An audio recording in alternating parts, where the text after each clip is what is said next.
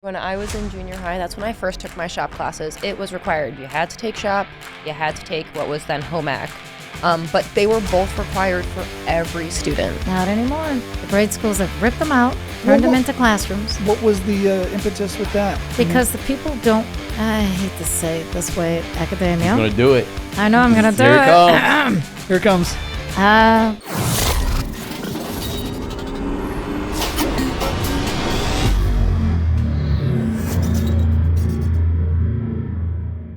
This June marks the 30th anniversary of the Advanced Laser Applications Workshop, a milestone event you do not want to miss. Connect with manufacturers and suppliers from automotive, aerospace, agriculture, and fabrication to explore what's new in laser technology. Join us June 13th through the 15th at the Suburban Collection Showplace in Novi, Michigan. Visit fmamfg.org to save your spot at ALAW today. Hello. Welcome to a formal introduction of the Fabricator Podcast. I am Dan Davis. I am with the Fabricator magazine. This is my colleague. Her name is Amanda Carlson. Hicks. Hyphen Hicks. Yeah. Not legal yet. Not like that. No, the name is not legally that. She was married by a clown. The Juggalos. Juggalos. Full circle, guys. Yes, full there you circle go. here. You got married at an insane clown posse concert? Why not? Her gown was beautiful. Amanda copy edits for us, and she was a one-time editor of The Welder, formerly known as Practical Welding Today. We have in the room Gareth Slager. I almost blanked on your name, too. Just digital editor, and Brandon Geyer, the man behind the controls. Today's episode, we'll have Krystal Santaniello. Every time we made her pronounce her name, she went, Santa, low. So I thought it was pretty funny. Yeah. And Antigone Sharris. And we talked about manufacturing summer camps, vocational education, things of that nature, which led us to the question, do we have any good summer camp stories? I don't. Not manufacturing camp related. No. Did you ever do summer camps? This is actually a great example of us not vetting a topic out thoroughly before beginning this exercise. Yep. You never went to summer camp? Never went to summer camp. You went to volleyball summer camp, I bet. Volleyball summer camp, yes. What was that like? A lot of volleyball. Was it overnights? No. Where was it? That's not true. That's not true. I went to an overnight camp at the University of Michigan.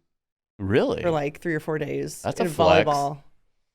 It's not really a flex. I think it's dropping just University of Michigan. Like everybody goes to a sporting camp at University of Michigan. If you pay the money, you go. It's really. How did you feel your flexy. skills matched up with their campers? I was in the middle, somewhere in the middle of the pack. Yeah. You meet anybody that went on to bigger and greater things on the volleyball stage? I went to the camp with somebody that ended up going to Villanova to play. Oh, wow. And then I think another girl, she went to the camp. She went to University of Texas, El Paso. Okay. Played. Home of the Miners.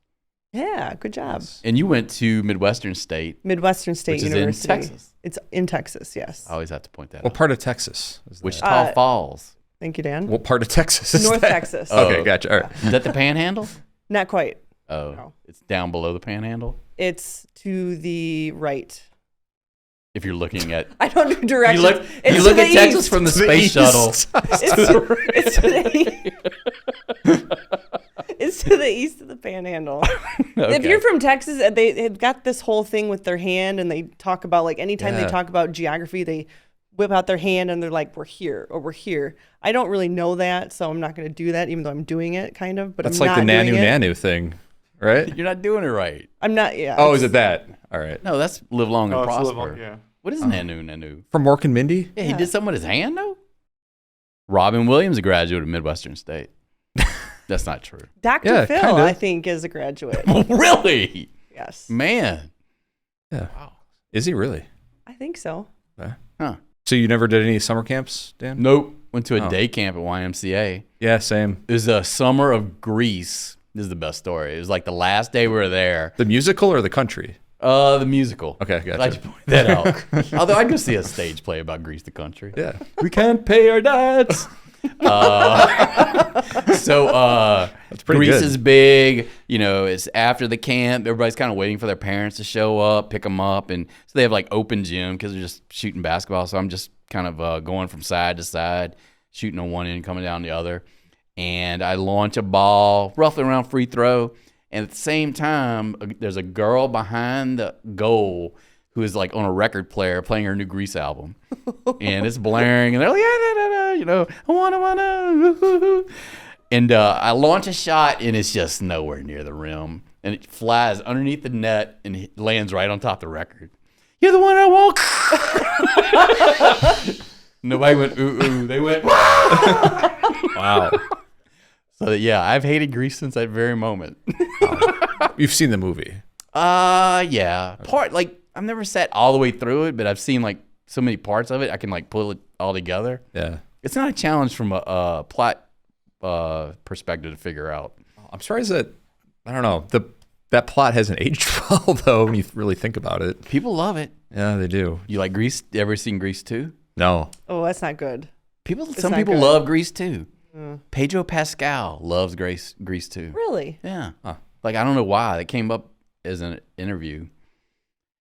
So that's all I got. You know who the lead in Grease 2 was? Michelle Pfeiffer. And I was thinking more of the I don't know. Adrian Zmed, Who's that? who was Brandon's head almost blew up. What? He was the number 2 on TJ Hooker with William Shatner. Not Heather Locklear, the other role. And he was also the guy that came in as a host for Dance Fever after Denny Terrio left. I don't know any of these things. I'm just telling you. Sometimes I'm a good guy to have in trivia. Sometimes. So that's all. Brandon, you got a summer camp story? We're running out of people in this room. I went to Boy Scout camp. Oh! But just for it was like a week-long thing. Oh, you stayed overnight, though? Yeah. What'd you learn? In tents, how to start a fire. Oh, wow. You know, Boy Scout stuff. So if you don't have a Flintstone on you, can you start a fire? No, I need, matches at least. I need the... So, wait a minute. When you learned to start that fire in Boy Scouts, did you have matches? I think we had to do it with the Flintstone. Okay, all right. However I it is. get But you. that was 30 years ago. Yes, and everybody knows Flintstones are extinct. Or their vitamins. What else did we learn? Archery has to be a part of it, Yeah, right? we did some archery. Did you I don't kill an remember animal? much. No, we shot targets, and I probably missed those too. Oh, no fishing? I don't think so. I Okay. don't remember fishing. Build a canoe? Build a canoe. Build a canoe. I don't even think we canoed. You so make I it sound like it's Legos. like a hollowed out tree. Yeah. Have you ever watched the show Alone? Alone. Yeah, it's where they just drop contestants in the middle of nowhere in the, Patagonia or the Arctic wilderness and say survive. And they give you camera equipment and you have to set it up yourself and record yourself trying And they to survive. make a canoe. Sometimes, some of them. Not like an actual canoe, but like a flotation device. Correct. That's a difference. Did you make a flotation device? I don't think so. Okay. All right. Once again, not that I remember. All right. All right. I feel like he's being we call it cross-examined now. So perhaps we should move on. He has a mic now, so Yeah, he's opened himself up to Play your this. game. Sorry, you got pulled into this. Summer camps. Let's see if I went anywhere else. Didn't do a sports camp. Yeah, I was pretty much at home on the couch most of the summers. Well, There you go. All right. Well, that was exciting. yeah. So please enjoy this episode. Thank you very much. This episode of the Fabricator Podcast is brought to you by Nuts, Bolts, and Thingamajigs. It's summer, and that means NBT camp season. Introducing young people to manufacturing and skilled trades, these hands-on high-tech programs are not your typical summer camps. Campers expand their minds and develop new skills in design, welding, fabricating, engineering, and more. For more info, visit nutsandboltsfoundation.org. And now back to the episode. Hello, this is Dan Davis of the Fabricator Magazine. Thanks for joining us today on today's episode of the Fabricator Podcast. Joined by my colleague, Lincoln Bruner. If you've watched previous episodes, he also goes by Rich Burnett. Stuck with that for life now. He works with our Tube and Pipe magazine, the Tube and Pipe Journal, and also contributes to the Fabricator. Today, we're going to have a focus on workforce development. I promise that'd be the only time I use that phrase.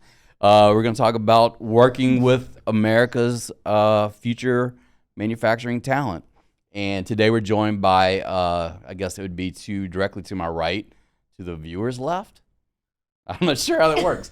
Or if you're just listening right to it. Yeah. Or you're just listening as well. Over here. Oh, yeah. So Krystal Santaniello.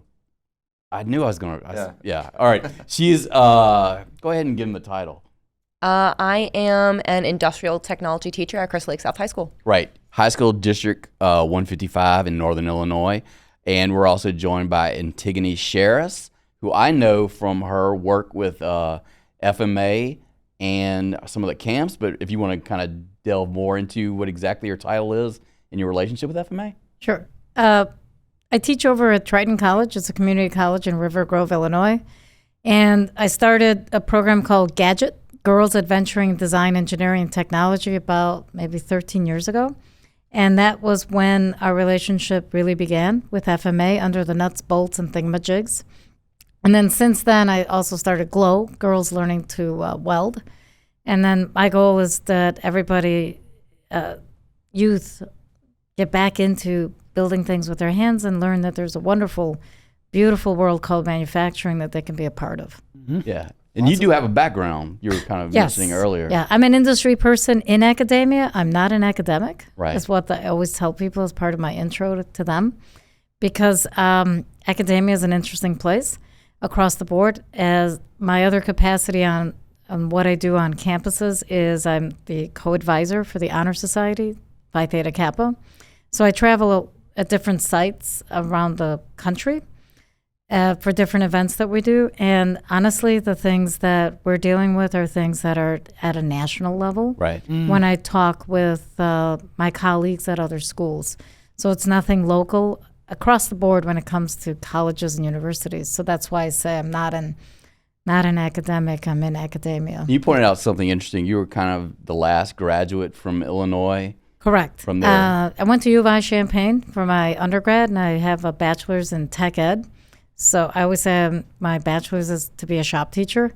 I'm the last graduate of that program at U of I Champaign. So I'm jokingly say the highest and lowest part of the class. Yeah. So I knew this was going to be a kind of a connection between you two and Krystal. I mean that she's a graduate of the program, but yet you found this role in a kind of non-direct way. Can you kind of get into that? Yeah, I was originally a math teacher. I was in the military. I heard you were too, so go us. Wait up. Thank you for your service. Thank you for your support. Yeah. Which branch were you in? I was in the Navy, but I was in the Seabee, so I was never on a ship. Okay. How about you? Army Reserves. Okay. Very good. So I started out in construction as my first career, and I finished up my 6 years, and I was ready to get out, and I was like, okay, I'm good at math, and I really like helping people, and that's what I learned over my time on deployments, and I got out, and I was like, I'm gonna get a math degree, and then I didn't teach math for that long. I was teaching at a local high school, and there's a large need for industrial tech teachers because that program doesn't exist anymore. And they heard about my background, and they kind of were like, hey, you should come teach with us. We're down a person. We need a woods teacher, and you're the person for the role. And I was able to get my credentials, and that's how I ended up as an industrial tech teacher. How long have you been doing it? I would say this is my 4th year. Yeah. So Antigone, you've kind of worked in this area, seeing kids up coming and down. in. Do you see this kind of replicating itself in other high schools that may feed into like Triton? The way that when it comes to the high schools, first is the talent. Mm-hmm. We need talent that knows what they're doing as the teaching staff at the high schools. Without that, the inspiration to go to the next level won't be there. Mm-hmm. We do have dual credit, as all the community colleges do with their area high schools. Right. And we have to be vigilant in how we handle each other so that we have that integrity of the curriculum so the kids are actually engaged and in the proper manner so that they do see a real career pathway. Otherwise, no offense, it will fall apart. Yeah. And the transfer from the high school to the community college or straight to the university won't exist. That's what we need to work on, is our talent at the high school, knowing what they're doing, having the appropriate background, and then us working collaboratively to help the youth get the right experience with the right type of tech and hands-on so that they're prepared for the field. And that's a very important area. What kind of partnership do you have on the other end of things with the business community in order The business end? Yeah. Oh, I went through the whole roller coaster. I've been teaching for 25 years now. So I've gone from the companies not wanting to talk to me at all because they had people and they were busy basically poaching from each other. Right. And all the way to now, which is like they're basically breaking down my door, so to speak, looking for talent. And that's why I'm looking at how we handle our relationships with the high schools and what are the high schools doing so that we can make sure I can see what's happening in the next 10 years. And I can also see the train wreck that we already have and that we're going to maintain if we don't change how we do things, because there is definitely a disconnect between academia and how we handle all the way down to the middle school. That's why 13 years ago, GADgET started, because it was obvious back then that there was stuff missing.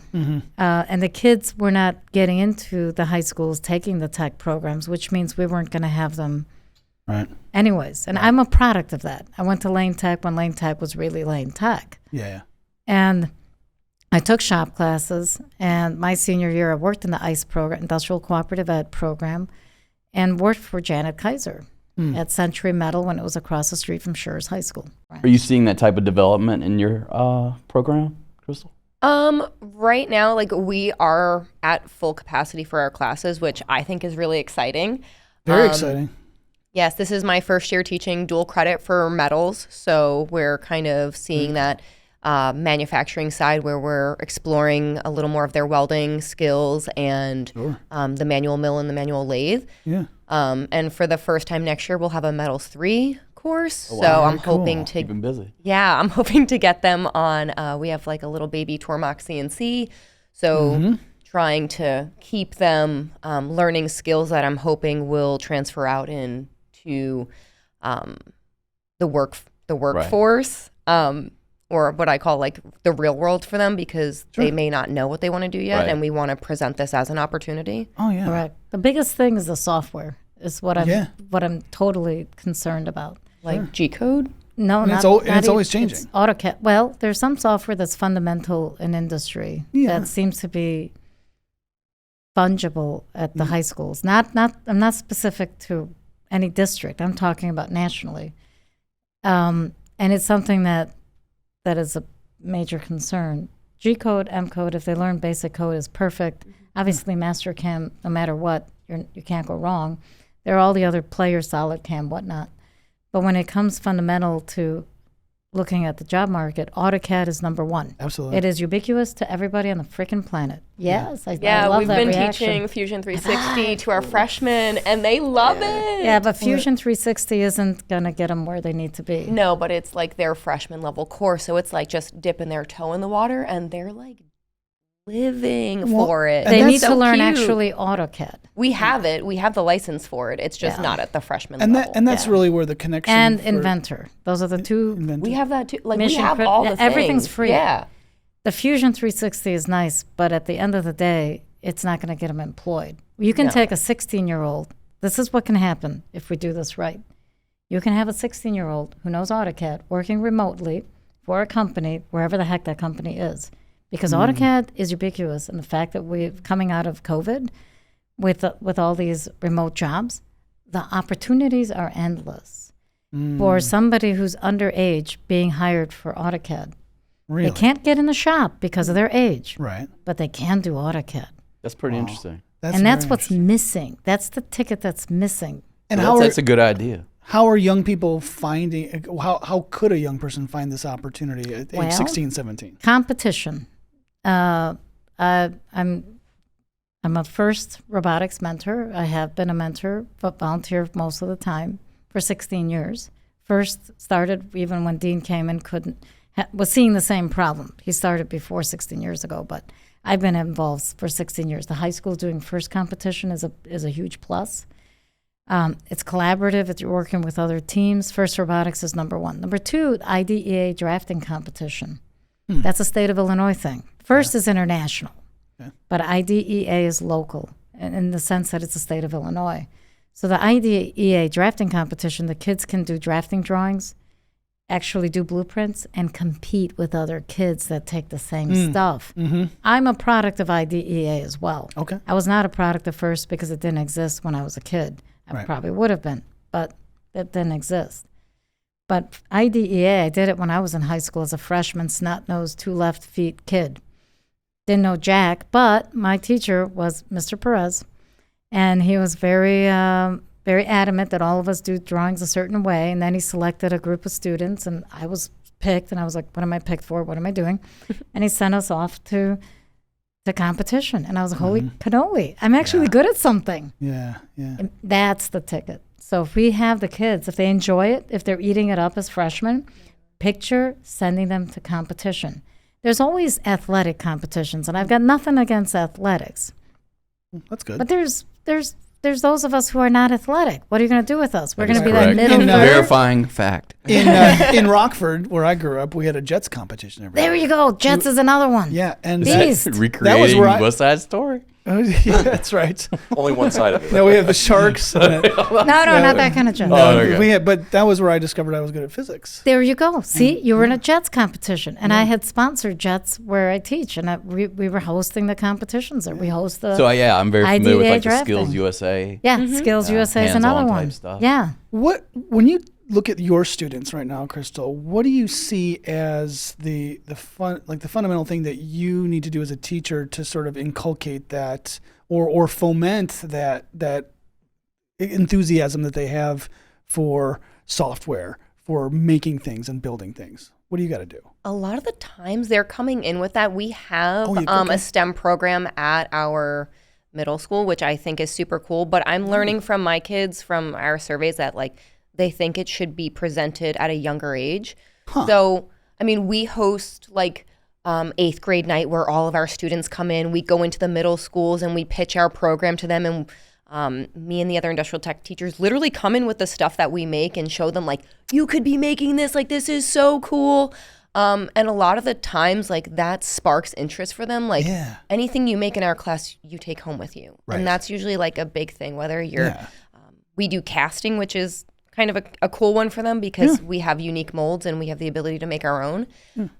So I think having somebody who's enthusiastic to teach it and just pitching it to the younger ages. There's a generation of parents who were not given projects from their kids' classes. Right. Yeah, a generation without that ashtray. Yeah. Generation without that awkward mug. Yes. So Wow, in a way, that's really great. It's kind of swung back a little bit. It's and not to paint it as a negative, but people, I think higher education kind of got themselves into the situation in terms of cost, and now you see parents supporting their interests as opposed to maybe just the students kind of having that interest. Maybe the parents were like, yeah, feel free and explore. This Saturday, to give you an example, we're hosting an event that's a fundraiser for the high school robotics team that we mentor, which is Proviso Math and Science Academy. Okay. We're actually at Triton on a weekend that is off because that's when the kids could do it. Right. And we're hosting what's called Spring Botics. Oh, cool. And it's basically a day when the families can come with their kids and they can solder something together that they take home. Nice. So it's a family engagement event. That's cool. And just like with the camps, we do a lot of weekend things. And it's true. If we don't get with them young enough, that's why I started GADgET, because, and that's for middle schoolers. Can you explain what that is? GADgET is a summer camp. And the acronym But it can stands be for- anything. Girls Adventuring in, oh, now you got me. You had She said it. She said it before. That's right. I just got it. Oh, you don't know. I was Girls not gonna Adventuring. remember that. No, I'm not going to remember it. You notice that? Girls Adventuring in Design, Engineering, and Technology. Okay. It's run by Rich Burnett. I started with, when I was thinking of how do we sell, back in the day, NAM called us appropriate. Putting lipstick on a pig was what was said about manufacturing, because we had such a bad name. Yeah. When I tell people I weld, they're like, "Oh, but you're so smart." I'm like, "Yeah. Yeah, but guess what? I'm the engineer that can build what I draw."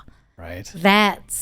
That's what was lost. Right. But the welding part is an intrinsic necessity Hello? of it all. We wouldn't be sitting in these chairs. No. So do the students see that down the road possibility, or are they kind of just engaged with the opportunity, like, It's hey, a mixed this beats bag. math class? It's a mixed Yeah, bag. I think it's a mixed bag. Like, kids take our classes for a few reasons. One, it's a great break in your day. You're not sitting and listening to a lecture. You're up and you're moving around. You're making stuff. Right. You get to be creative. And then on the other hand, we have kids like, they know, like, this is what I want to do. I want to be a welder when I grow up, or I want to be an engineer, or I want to go into construction. Like, some just know. And others are like, actually, I have no idea what I want to be when I grow up, and I'm here to explore. Right. So it's a complete mixed bag, and we're here to support whatever they may or may not want to do. What hurts, I will say, for the high schools is that what we do now is electives. So Okay. kids are self-selecting. Right. I had a whole group of kids, Project Lead the Way, seniors from one of the high schools, come to an event pre-COVID, and I was completely mortified. It was a whole room of males. Yeah. And I was like, oh my God, this is absolutely horrifying. There's no diversity in what's walking in the door. And I'm like, and then I thought to myself, what's the issue? The core issue is when I went to Lane, we all had to take shop. It wasn't It wasn't elective. No, it was required. We pre-req. all had to take drafting. We all had to take wood shop. Yeah. And had my sixth grade, I told Mrs. Hardig, my favorite teacher on the planet, that I wanted to do history because I wanted to do social studies because I enjoyed history and everything else. And there's so much history in engineering, it's insane. And she's like, no, you like to build the things for extra credit. I was building the Parthenon and a whole bunch of other stuff for extra credit in class. And it turned out, because of my Lane experience, because of the experience I had as a high schooler at a school that I was required to take shop, Yeah. because commercial art is what I also gravitated to. So I had Mr. Markison, totally awesome. But because of that shop experience, that's what told me that's going to be my career pathway. And as a senior, being in that industrial tech program where I worked for Janet, seeing a woman in charge Yeah. of a business just sealed the deal for me. Sure. But it's self-selected at this point, and that's kind of where it's so sad that there's one district school that we have, Ridgewood, that kicks butt. What they do is everybody takes they have all their freshmen taking it. Interesting. And on the subject of math, since you had mentioned the math piece, guess what they did? They have their construction class, works together with their math department, and what they How do. about that? Yes, We're starting it geometry. next year. Yes, it's 2 years from now. In Crystal high Lake. five. Yeah. Whoop whoop. In Crystal Lake. That's great. I wanted to, Yes! with the both of you, I wanted to get your take on this overall topic of perception among parents, among kids, among academia in general. There's this sort of lively debate going on. It's like, what's it going to take to get the workforce gravitating back to manufacturing? And it's like, do we need to offer higher pay? Do we need to have a better perception of things? Probably a bit of both. But what's it going to take? And I want to start with you, Krystal. What's it going to take for the perception to turn the corner when it comes to kids and parents and people in general? I think I was talking with one of the instructors at MCC at the end of last year, and we were talking about like the perception of manufacturing and how it's still oftentimes pictured as like dirty blue collar work. Right. And I went and toured Scott Forge at the October for Manufacturing Month last year, and it was not dirty. Right. It was glorious. It was absolutely stunning, like just in awe. And we took our kids there on a field trip. Yeah. They have a great relationship with our school, so they come out often and they do like job fairs, and we just had Scott a job Forge fair is this up week. in McHenry. was actually active. Right? Yeah, they're a large forging company, and that is not a process that is Clean. you think of. Yeah, exactly. When Right. you go yeah, to they've their- taken the steps to kind of present it as such. And oh my, I felt like I was walking into like a space station in there. Like it was just amazing. And they do work with like NASA and like everyone. They're a big company, but like showing our students like, hey, this is in your realm. They offer internships. We start forging in Metals 1. Like you're learning these basic skills now.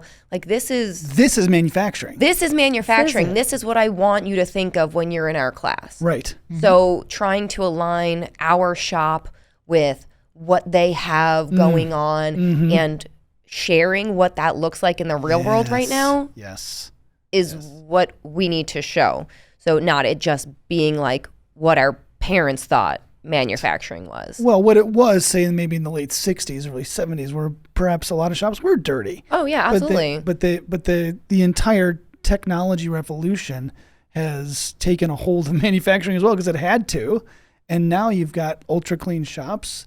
You have a lot of software ability being required from the get-go for a new hire. Safety is like Safety, no more. yeah, like I always joke with like our classes, like come in with 10 fingers, leave with 10 fingers. It's a positive But in like the job. that used to be an issue. Like Yeah. Oh yeah. Especially in so fab shops. I think just showing that times have changed Yes. and that this is something that is in your realm, that is something that you could absolutely enjoy doing. I think that's really important. But I know that there's still a factor that's missing, and that's our family and community seeing that. That's exactly. And it being a respected field where So you think in a way the like private business is ahead of maybe parents in terms of like supporting and getting people engaged? That's why I started the summer camps, because that's what was missing. Right. So the educational piece almost. Right. Well, it needs the community college system, universities, all of us, Yeah. companies. Companies have been a black box. You can't go in them because you're under 16. You can't do this. You can't do that. Right. So everything was perception leads reality, right? So the Right. perception was leading the reality, and it was wrong. Right. Robots cannot be in a dark, dingy, dirty place. with a lot of because airborne particles and- right, software, the sensor systems, the connections to our technology. None of that could work in a filthy place. Right. But nobody understands that. Oh, and of course, this is made in wherever. Well, therefore, nothing is made here. Baloney. Right. That might be changing made rapidly. here, but guess what? Everything inside of this thing might have, something might say made in wherever, but the reality is there's components in there made here in the U.S. Oh, absolutely. And I've been preaching that for that, And not to mention 25 there's years. a lot of reshoring going on too. Well, the reshoring now is wonderful. Absolutely. That's one of the things I love is the fact that now, oh my God, you mean it's going to be what kind of lead time? Supply chain issues? I'm sitting there with a master's degree in operations going, hello, people. I've been saying this for how long? 25 years I've been at this game, and the issues are the same. Yeah. Yeah. And So is it the youth programs, the getting them ahead of, that's where FIRST comes in, because FIRST starts with kindergarten. Yeah. And it's inexpensive. You use Legos. Yeah. Right.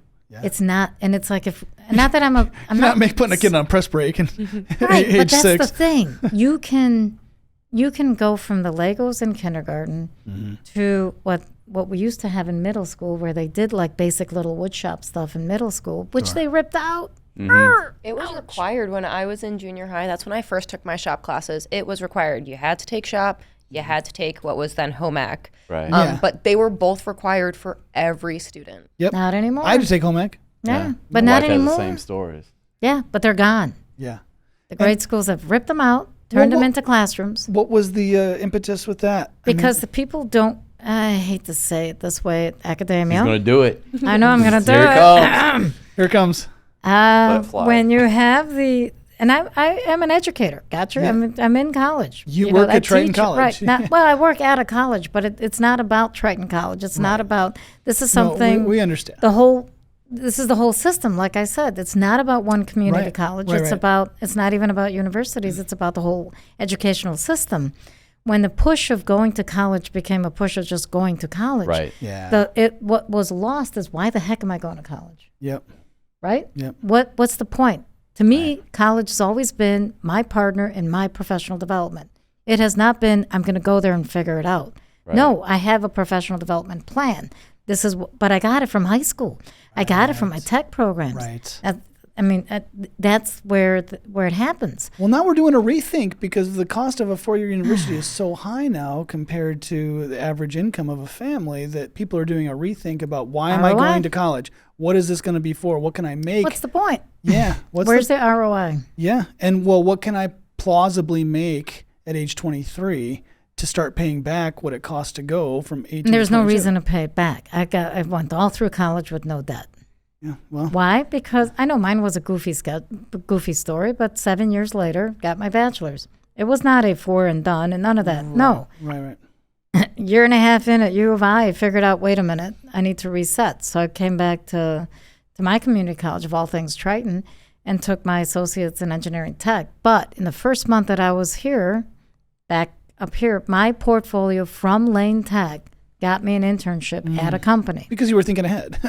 Well, I wasn't. That's the thing. I enjoyed doing something, and I enjoyed it from high school. I kept my portfolio of work that I did in, in Mr. Perez's class and my stuff I did in shop class, and Mr. I had Perez. it. Yeah. That's why I'm saying the AutoCAD. When today, a kid, an AutoCAD portfolio, right now, one of my kids over at Riverside Brookfield, I know can be employed. Wow. Online, doesn't matter. They don't need to commute to work anymore for this kind of stuff. Right. That's The remarkable. company provides the software. Online licensing is no big deal. Guaranteed. I swear to God, this is very, very much doable. No, But so obviously people have to be on site to manufacture things, but front office roles No. do allow them to maybe be more flexible. 100%. And your more progressive manufacturers see this. And, Correct. And the early indications to me are flexible schedules, gaps in the middle of the day so people can take care of whatever, weekend schedules where people are working 36 from Friday to Sunday. Bingo. Now, yeah, I mean, All of that can exist. And because we have a digital work environment, there's a lot that can be done in different settings. They don't require everybody sitting in the same room. Absolutely. Opportunities are endless. And if we can get in gear together collectively Yeah. and make sure the kids are picking up the right kind of software that's going to be employable, not just exposure. And I Right. agree with you, Fusion's good for exposure. But when it comes down to let's get you out there, that's when we get them into the industry toys, AutoCAD, This Inventor, this leads to a SolidWorks. good question. Do you run into certain businesses that want you to do things a certain way? And obviously, the balance between educating and training. You know what I mean? I think in a way, educating them. education has to be education. Do, No. Yeah. No. It is a partnership that way too. With the companies, there's educating the companies to say, I've been selling bring them in as an intern. Stop asking for 20-year-old with 20 years experience. Yeah. I'm sorry, it's not going to happen. Exactly. It's the most unrealistic expectation. You want this? This is what you take somebody in 6 months you can have what you're waiting a year and a half to 2 Right. years for. Just seriously. Yep. And on the kids' side, take this seriously. I can get you in a place within a month to 2 months. What you're doing, you can get them in right away. The problem is for shop side, I know that Illinois law is something they've been working forever and a day on allowing people in earlier than 18. Right. But the truth of the matter is they can't get into the machining piece until they turn 18. Right. But we can get them into quality control, Yeah. calipers, micrometers. Yeah. I They mean, can you do get that their foot before in the they're door. 18. So I know 155, the school district you work for, is actually active in trying to. They have a role now at the district, if I remember correctly, kind of matching up opportunities with the local manufacturers. They do, And yeah. how has that impacted your kind of We've had- relationships, opportunities for the students? Oh, we've had a few students successfully go through the internship programs. Like we had somebody go through an internship at Scott Forge, and I feel like that is an experience that is Priceless. unmatched. Irreplaceable. Priceless. Right. Priceless. Like you're going to learn things there that you are not going to learn in a traditional education setting. Correct.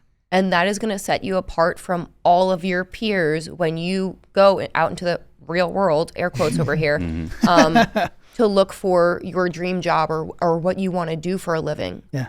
Like, and I mentioned Scott Forge again, but they just harp on like everyone enjoys being there. Yeah. Like, and that's what we want for our students. I don't want you to go to college for 4 years to do a job you're not going to enjoy and then pull a switcheroo and be like, damn, I just wasted X amount of dollars on a degree that I'm not going to enjoy using for something that I had a passion for when I was 16 years old that I'm going to end up doing. I have enough of those as my students. Right. Like, And I get 'em. This is now, I'm going to call this my third career.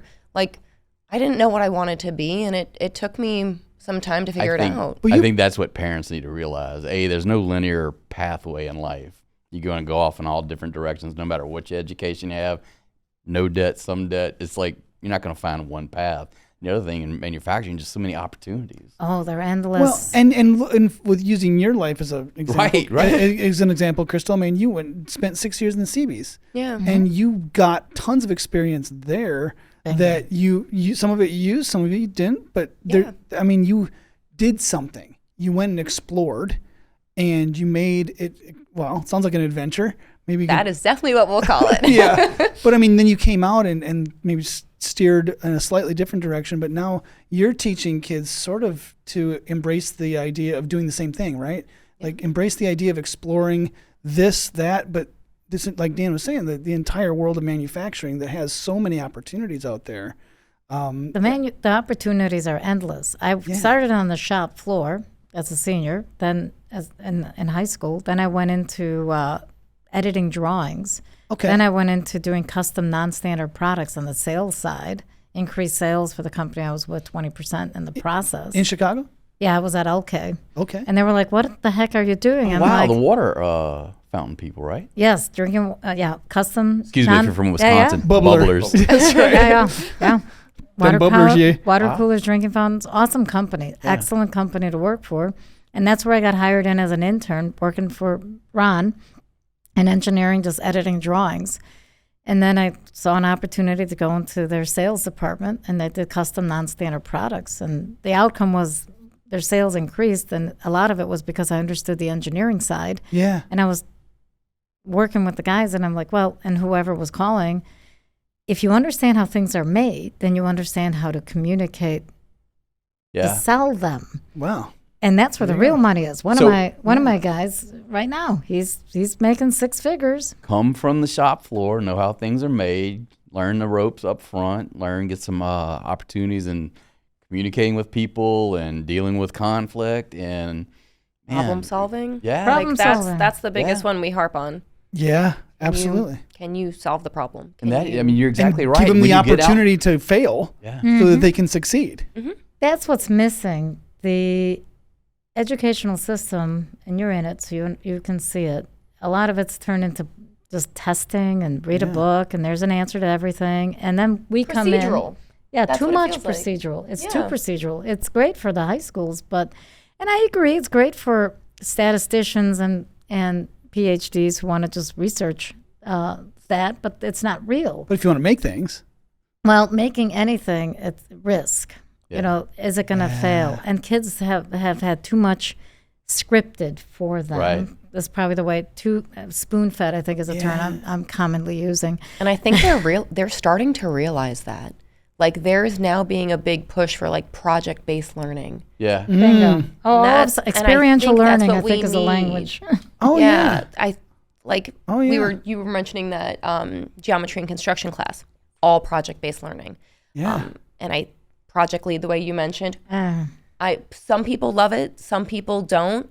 But too that's scripted. That's what I don't like about it. yeah. Yeah. But it's still project-based learning for our kids, and it takes them outside of their normal learning environment. And I think that's so important if we want a workforce that is competent. That can think. Wow, yes, because I remember in 8th grade, our teachers, I went to a private school in Rockford, and teachers put us up on this, you had to design a city with a team. Future cities. Future city, and so you had to take certain components, and you had a budget. Yep. Here's your budget. I forget what it was. $20 million. It was fictitious, but the point was you had to work with people you didn't necessarily get along with. You had to work with people who didn't necessarily share any, proclivities with you, but you had to come up with something in a certain amount of time for a certain amount of money that would maximize your points, right? It was all problem solving. Bingo. And it taught us as 8th graders, I think in its own very small way, this is what real life is like. You gotta put the calculus of all the factors together and make it into something that works. Future cities still exists, and yes, all of these things are what I've been involved in for so many years. And over the years, the number of participating schools has declined. That's the biggest issue we're having. At the high school level, we need more high schools willing to compete in IDEA. IDEA makes a lot of sense. What does that stand for? That one I don't. I think it's Illinois. Luckily, we have a Design staff to help us out with this Right. question. Illinois Design Exactly. Educators Association. There you Chop, go. chop. IDEA is beast. What's beautiful about it is that you've got these high school kids like I was when I was in IDEA. So it's existed well over 30-some plus years. But this is Welcome to the this is worthy. This is worthy endeavor. And here's the kick, and it's easy. Just make the previous competition projects classroom projects. Yeah. I'm dead serious. If you make, that's what my teacher did. That's what I figured out. That's why I won the competition. When I was a kid who couldn't win anything because I wasn't athletic. Right. What do the kids have today? Athletic teams. No offense. I got nothing against athletics, but if you're not athletic, you're sitting there, okay, I got to be an athletic supporter. No, I want to be in there myself. Nobody wants to Damn be an it. No. Nobody wants to be an athletic supporter. But I'm It's a going. stinky job. situation. Yes, Yeah, there that's is a right. running joke there. Yes, it was almost intentional. So we had I didn't want to lead off with this. Are you successful in getting more females interested in some of your classes? I know you're heavily involved with your camp, so maybe that helps a little bit. Oh. I mean, the same question for you. What is the mix of your students? We're about 20% females, and depending on the semester. And yes, we have students that otherwise would not have been ours had it not been for that kind of Okay. engagement. Because the reality is, you want to see you in the classroom. Right. And I love it when I walk into the welding lab and it's me in the welding lab, not some 6 foot tall, whatever. You know what I mean? Right, When right. it comes Sure. to the summer camps, especially because the kids need to know that, and most of them are taller than me because I'm the height of a 12-year-old. Why do I know that? Because my 12-year-olds who come to summer camp are taller than me. So I'm probably shorter than a 12-year-old at this point. And We won't hold it against that's you. right. But that's the reality of it. And when the kids come in and they look at me and I'm like, my hand size, I know you can do it because look at my hand size. If I can do it, you can do it. And it's easy because a lot of people are like, oh, I can't do this. I'm not, 6 feet tall and whatever. You know what I mean? And I don't have a hand size. I'm like, look at me. If I can do it, you can do it. Yeah. Don't worry about a darn thing. Do it. You might have to do it a little differently because of the height differences. Yeah. So what? So what? How about it? Your classes. We have like a large range. I have an introductory level class that is a little bit lower level, and that one is 0 females. Yeah. And it's an all freshman class. And then I have other classes where I have 25% females. So this is my first year at South. So I'm hoping that showing my face and recruiting and just being in this role and showing you like, hey, I'm a girl, you can do it, girl power, like. Right. And we have a really supportive other industrial tech teacher, Ryan Feld, and he's always like, the shop is not just for boys, like it is girl power up in here. Come get some, build projects. And I think that if Show me how you can solve promote problems. it, if you promote it correctly and you make it a welcoming environment, Doesn't matter. Exactly. I Doesn't think matter. I think the numbers will grow. We They will did grow. a story on, Exactly. I forget the name of the school now. It's out of Pennsylvania, but they won the fabricating competition for Skills USA this year. Right. And there was the two guys would almost admit that their female teammate was the lead on the team, and she got involved because a friend was doing it. There you go. So now she's like has her desire to kind of go work for one of the major manufacturers in central Pennsylvania. She had no idea, and the best part of the story is she's the daughter of a administrator for the district. Nice. So it's not, this is somebody that actually has like the education, the kind of point of view that maybe would have encouraged a child to probably take that 4 year. And the kid's like, yeah, I kind of like doing this with the intent of eventually going to school, but want to do the work experience first. So it's kind of neat. Well, earlier today we had one of the companies presenting to our students, and the thing is, all of them, there's nothing preventing you from finishing your degree just because you start working in the field. That was me. That's why it took me 7 years to finish my bachelor's, but who cares? They paid for all my schooling. Yeah. What the heck? Why not? Right. And no one, I mean, who's keeping score? Nobody is. I've yet to hear a company say, I can't hire them because they were in school too long. Mm-hmm. Right. I've never heard that. Right. They'll say, I can't hire them because they don't have the competency in what I need them to be hired. Right. Hireable, like they need to know this, that, or the other. They're not not educated, but it's like they don't have experience using this software or that software. Right. But I've never been told that they're taking too long to finish their education. Right. Never. Yeah. Well, you mentioned the whole idea of internships before, and that's a word that gets thrown around and means a lot of different things to different companies. But I remember, when I was in school, when I was in college, the editor of the local paper taught a class at the university. There you go. And that was his way, not only of staying sharp on his end, but also recruiting talent, because Cubby reporters go, the turnover for, Cubby reporters in local newsrooms was high. If they exist anymore, I don't know. But that was his way of priming the local pump to keep talent coming in the newsroom. And it was the best experience of my life because, sitting there late at night typing out stories, it helped that my future wife was accompanying me to the newsroom at times. But the idea was to get your feet wet while you're still in school. 100%. Learn the real world, because you're going to be there soon enough, whether you like it or not. They get the whole concept of real world. It's all real world. It's just that people don't, just because you're in high school doesn't mean you don't need to start. I mean, you're the workforce of today. I had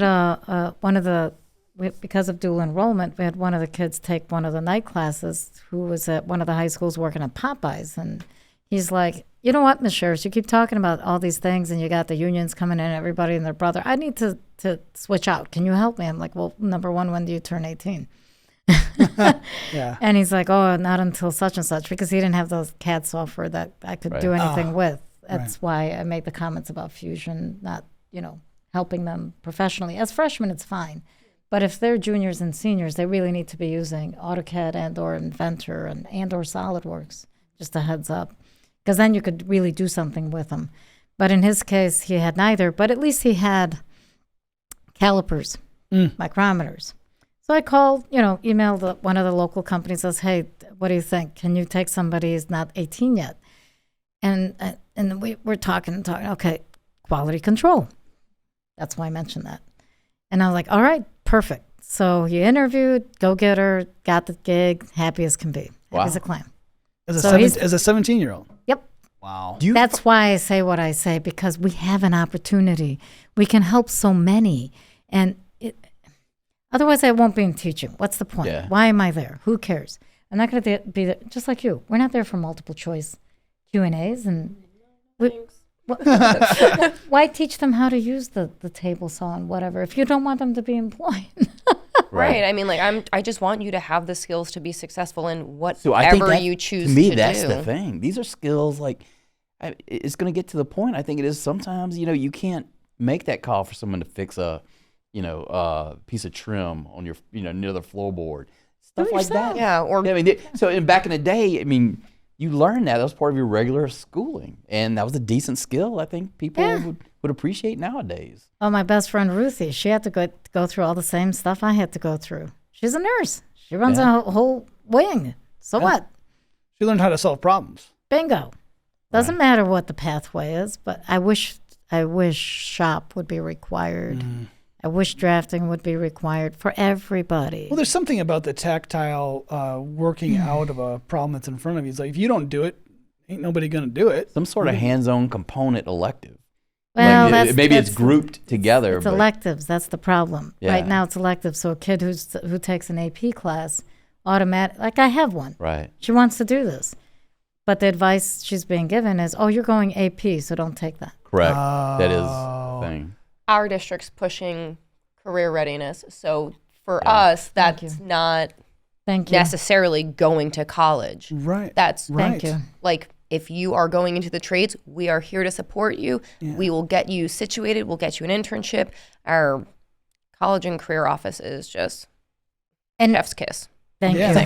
Go 155. You actually have to do it for it to be effective. There you go. Exactly. That's great. And I say thank you that they're doing that. And the other side of it is the piece I've always talked about is it's not one or the other. I'm a product of the whole family. Right. It's not if you appreciate that it's not college or trades. What it is education is your partner in your professional development. If you find a trade you enjoy and you want to go into construction, I want to go into construction management. So now you go into academic coursework that helps you prepare to become a project quotation person, whatever, the next step, so that you can get into project management on a job site, like Pepper Construction, a major player in that area, or AECom, and the world's largest architectural firm. Yeah. These are all construction companies that Hill Mechanical.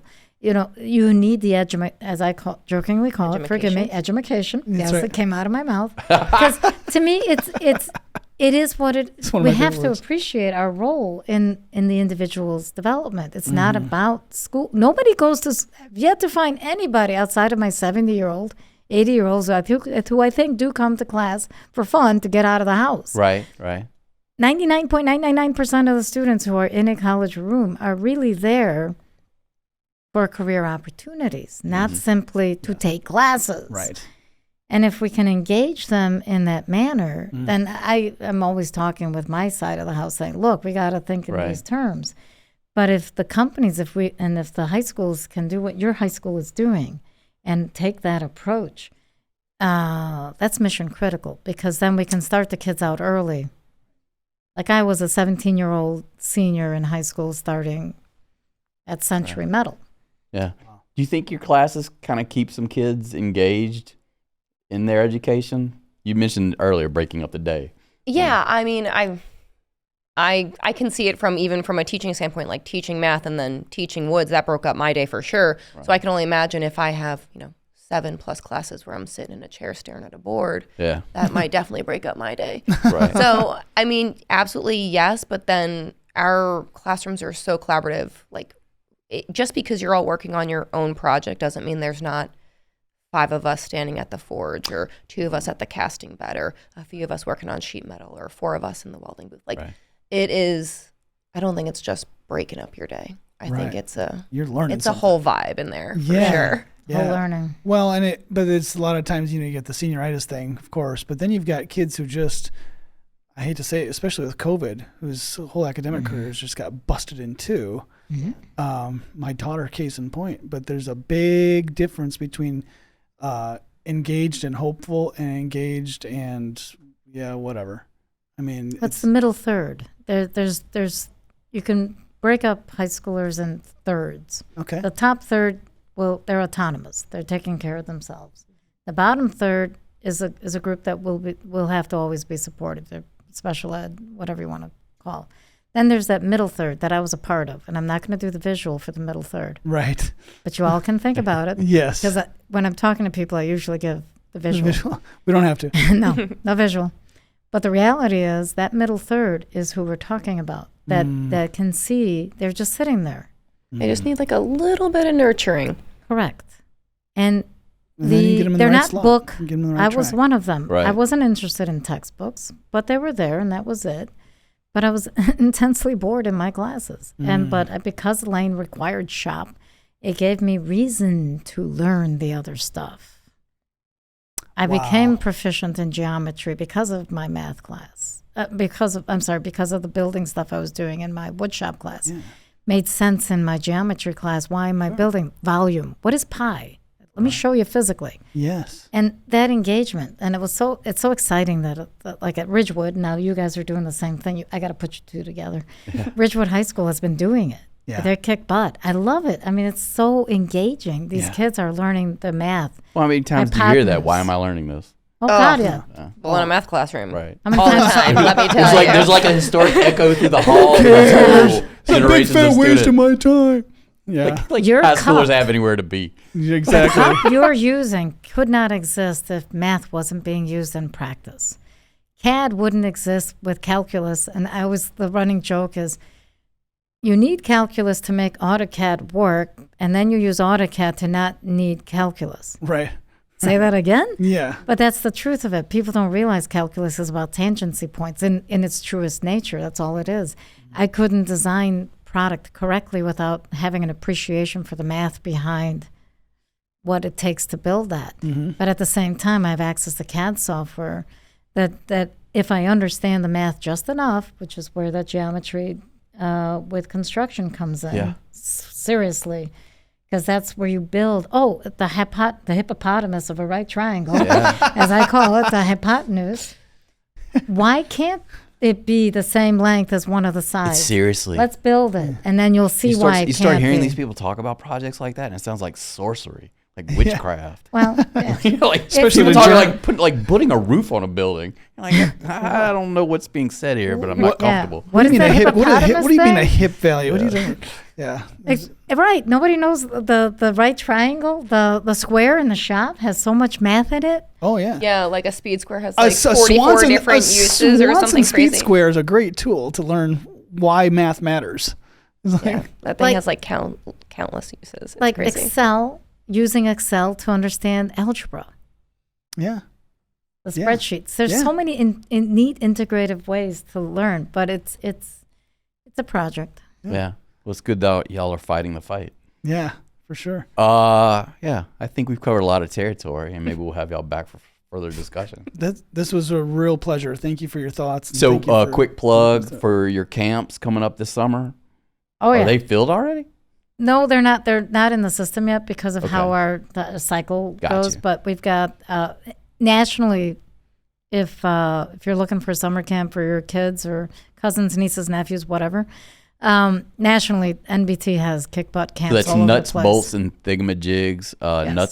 nutsandboltsfoundation.org. Yes. Is that correct? We have That's some. correct. We have some good names in there. We have a Fab Lab. What's the one we have in there called like Fabuloso? Oh, they're awesome. They're all over the Yeah, country. there's a lot of creative stuff going on out there. And we could do them in the high schools. Yes. One of our high school GADgET girls, in fact, brought it to Ridgewood, and then Ridgewood was running a couple of GADgETs, and then she graduated and went to Harvard. So Illinois?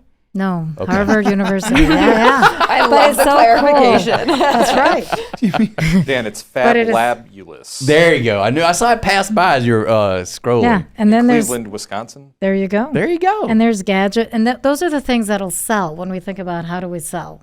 Because again, back to the lipstick on a pig concept. When we're talking about selling, we can't use the word manufacturing. It's a dirty word. I know it's horrifying to say that. I love it. I'm in love with it, but I cannot use the word. That's why engineering technology at our school is called engineering technology, Right. not manufacturing tech. Right.